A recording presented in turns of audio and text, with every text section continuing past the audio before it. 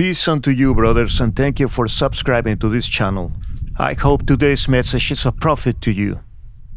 Abomination, a word we rarely use in our everyday language. Instead, we normally use words like disgusting or horrible, but abomination is much more because it involves more than human hatred and repulsion. Does the Almighty sitting on his throne measures abomination as we do? Would you like to know what abomination really is? If you do, take a listening, following the way of Yeshua. Abomination. We search for abomination. And we find the different kinds of abomination in the Bible. Kinds for idolatry, unjust weights and measures, uncleanness, incest, lying with a woman in her menses, adultery, sodomy, offering seed to Moloch, offering children in sacrifice, sorcery and necromancy, the hire of a whore, and price of a dog as a consecrated gift. Number 1. Curse be the man that make any graven or molten image, an abomination unto the Lord Yehovah, the work of the hands of the craftsman, and puts it in a secret place. Notice the emphasis on the word any, my friends. And yet, there are people who believe that their images in their houses, in their place of work, in their congregations, are okay somehow because somebody has told them that their images are sacred. Woe unto him that saith to the wood, awake, to the dumb stone, arise.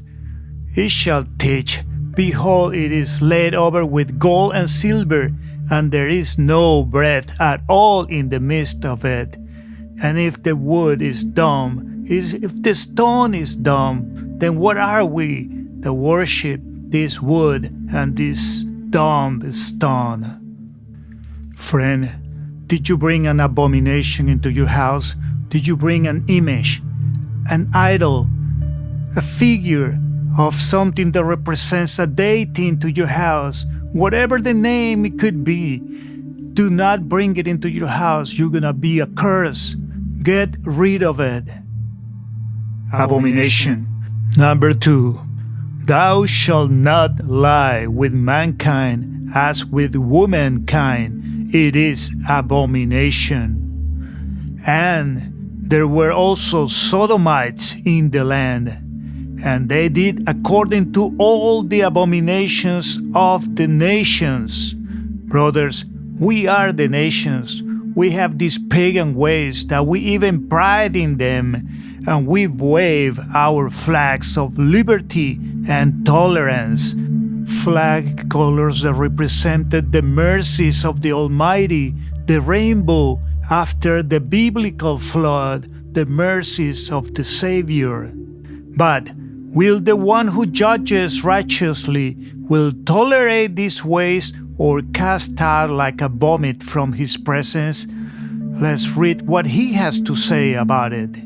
There shall be no whore of the daughters of Israel, nor a sodomite of the sons of Israel. Thou shalt not bring the hire of a whore or the price of a dog into the house of the Almighty. Did you know that a man who is a sodomite is called a dog by the Almighty? And can a dog, a sodomite, be anything other than abomination to him that created heavens and earth? What does he says in Revelation? Blessed are those doing his commands, so that the authority shall be theirs, and to the tree of life, and to enter through the gates into the city. We have to do his commands. If you are a sodomite, you are not doing his commands. Listen to what he says next. But outside are the dogs, and those who enchant with drugs, and those who whore, and the murderers, and the idolaters, and all who love and do falsehood. They are all abominations. Number 3. He that turneth away his ear from hearing the law, even his prayer shall be abomination. And when we go to the original Hebrew language, we see he that turneth away his ear from hearing the law, which actually said Torah, that are the instructions. Even his prayer shall be abomination. Toeba. Now, here is something that will probably enrage many believers even more than the previous abominations. After all, we've been told that we are under the grace and there is no law. But what did Yeshua Jesus actually said about this law or lawlessness? Do not think that I have come to abolish the law, the Torah, or the prophets. I have not come to abolish them, but to fulfill them. Does anyone in his right mind thinks that Yeshua Jesus meant that fulfill means to abolish? Even so, many will quote verses like, "For we maintain that a man is justified by faith apart from works of the Torah, the law." And truly so, justified by faith in the redeeming blood of the Lamb of Yehovah. But did that precious blood meant that we no longer were to follow the commands of the Almighty in heaven? What else did Yeshua Jesus said about this abandoning of the Torah? Matthew 7:21. Not everyone that saith unto me, Lord, Lord, shall enter into the kingdom of heaven, but he that doth the will of my Father which is in heaven. Many will say to me in that day, Lord, Lord, have we not prophesied in thy name, and in thy name have cast out devils, and in thy name done many wonderful works? And then will I profess unto them, I never knew you. Depart from me, ye that work iniquity. But is iniquity what it actually says in this passage? Let's find out. In the original language, the Greek, we'll find out works iniquity. G458. The word is anomia. Anomia. And when we investigate what that word actually means, transgress the law, transgression of the law, the condition of without law, contempt and violation of law, iniquity and wickedness, anomia. And then will I profess unto them, I never knew you.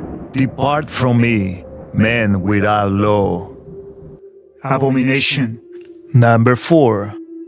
You shall not give any of your children to offer them to Moloch, and so profane the name of your Elohim, God. I am Yehovah, the Lord. You may say, Brother Eli, no one offers their children to Moloch anymore. It's ancient. But I tell you, I disagree, and I'll show you why. See, men and women sacrificing their children in professional clinics. Why do they do it? Don't think all these women are marching here because all of them were raped and seeking abortion after that. They are sacrificing their children for what they think is a better future to them. They want to keep more money for their newest phone, the newest car, the latest trend. Moloch will give them what they want, money. Did you know that in these procedures, they literally rip apart and burn and dispose those children? The following information was taken out of a women's services website. Pause the video and read how the children are burned in these procedures offered to Moloch. No man might make his son or his daughter to pass through the fire of Moloch. They are all abominations.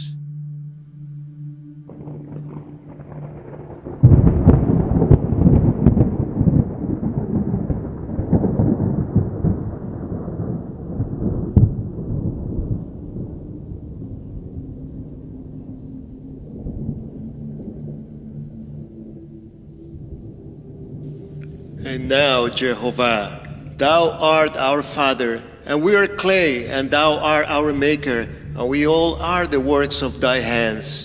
Be not very angry, Yehovah, and remember no longer our iniquity.